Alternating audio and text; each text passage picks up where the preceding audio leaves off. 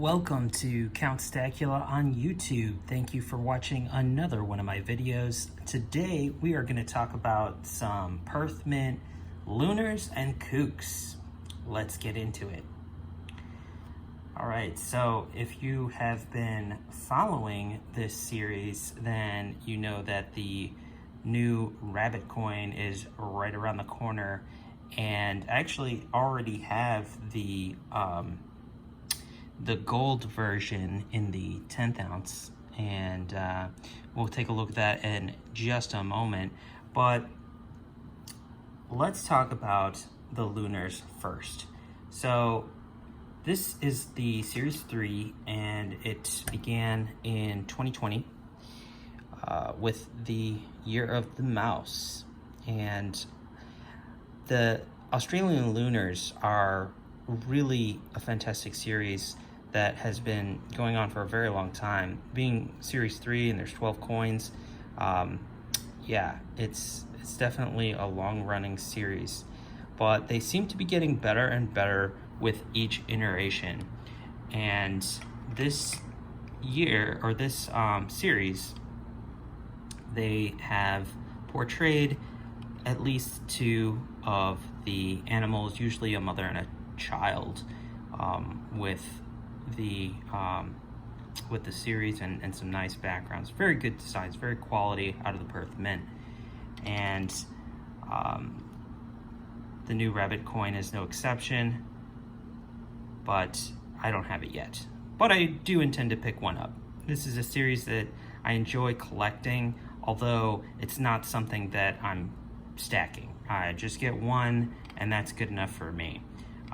Due to the high mintages of these type of coins, they don't really make an excellent stacking choice, because while they are sought after, it takes a long time for coins like these to appreciate, and chances are you can probably put your money in better horses,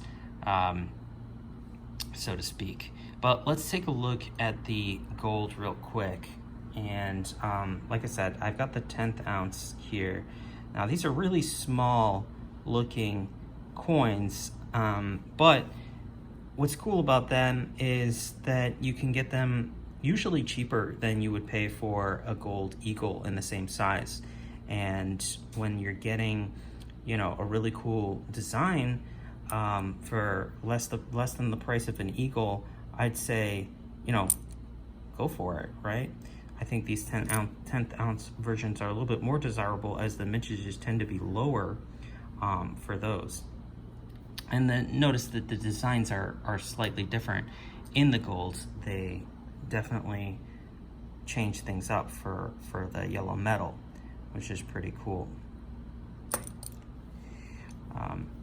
And another interesting thing about this series is that it is really collectible. I probably wouldn't add this gold to my stack if it didn't, you know, appeal to me. I guess stacking eagles in 10th ounce form, if that's where you're at financially, you know, it can get a little bit boring when you're buying small fractional gold.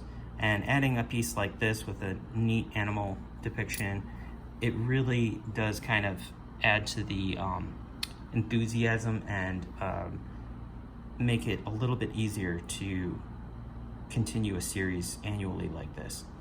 So this is the new rabbit. Kind of interesting.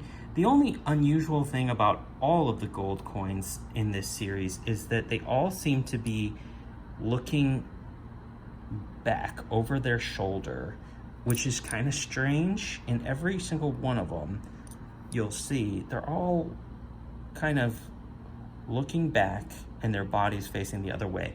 I don't know why they chose to do that, and I actually think that it is a poor choice in design to go with that kind of perspective or body, you know, pose, compared to the silver, which is just a lot more natural. The gold seems to have that unusual pose going on, which I'm not a huge fan on. But moving over to the kookaburras. These are the only 3 kookaburras in my collection, and that is because, again, a series that started well over 30 years ago. Actually, this is the 30th anniversary coin.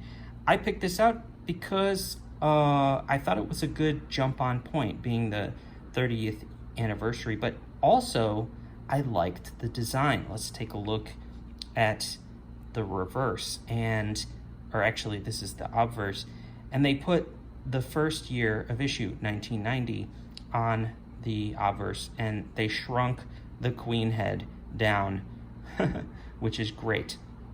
So I like the coin. I thought, okay, maybe this is a good jump on point, and I think I was right, because also that year they came out with this guy, which was, we thought, maybe a limited edition release, maybe only one gold 10th ounce kookaburra was gonna be issued, and they went with that 1990 design and a mintage of 15,000, while the silver is, has a maximum mintage of 500,000, which is ridiculous.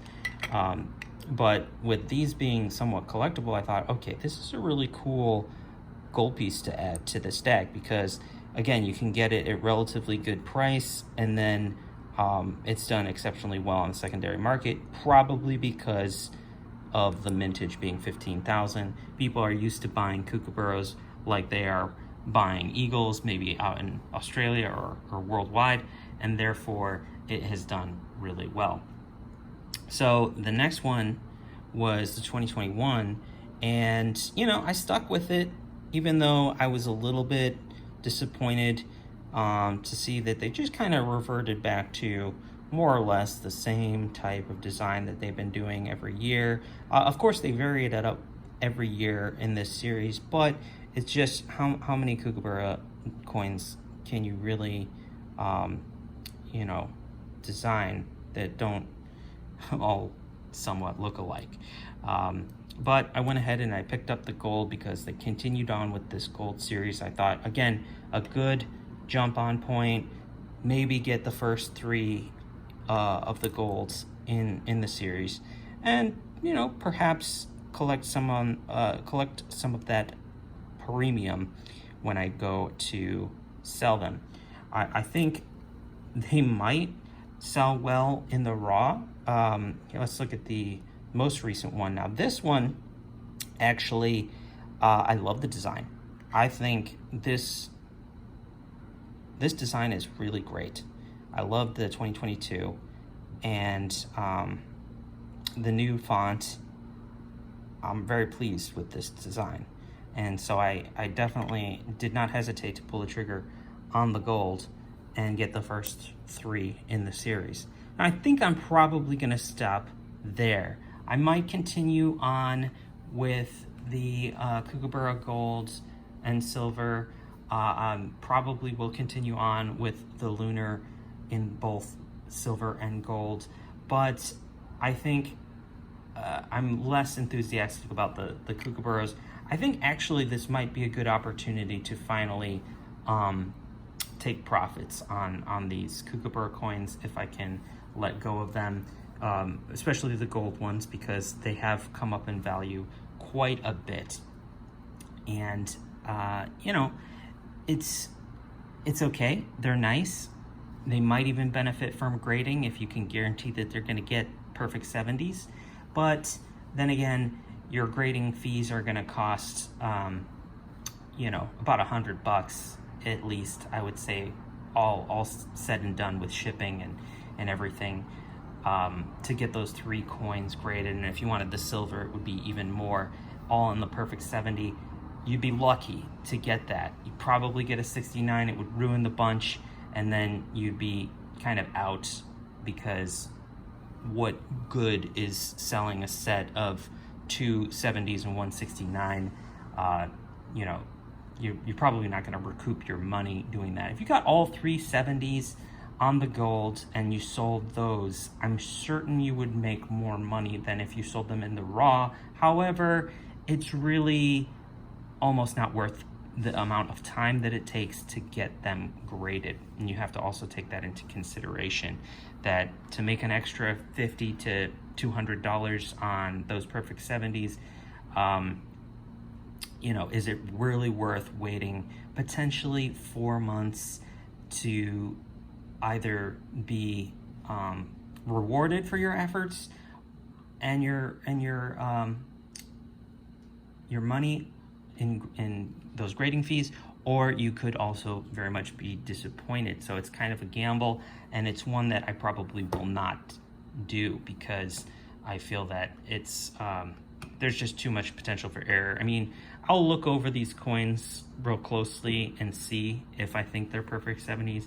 You have to really look them over, if you know, before you do something like that, if you were going to send them in, and to get just a little bit extra, squeeze a little extra juice out on the sale. I just don't think that it's necessarily worth it.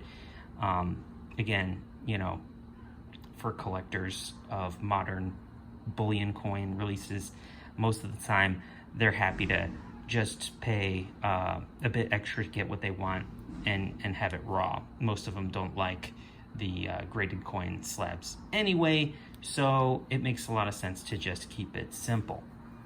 So that is my take on the Kookaburra Gold series, and I think it's been a good one to collect, and probably a decent opportunity to take profits on. Depending on the quality of the next release, I may or may not pick it up and continue on to maybe the first 5 before I sell. But I think inevitably that's probably something I would feel more comfortably taking profits in, being that, you know, I think this has generated like a 50% return on investment. I think these kookaburras have done almost equally well, which with gold, that's really hard to get, you know, 50% return on investment, and it had nothing to do with spot, you know, so it's something to consider. I mean, am I really attached to these tiny little gold coins? I don't think so. I think I could let them go. You know, I might do the same when this 12 coin series is complete, maybe sell them as a set, put them in a nice box, and send them off to a collector who will appreciate them as much as I did.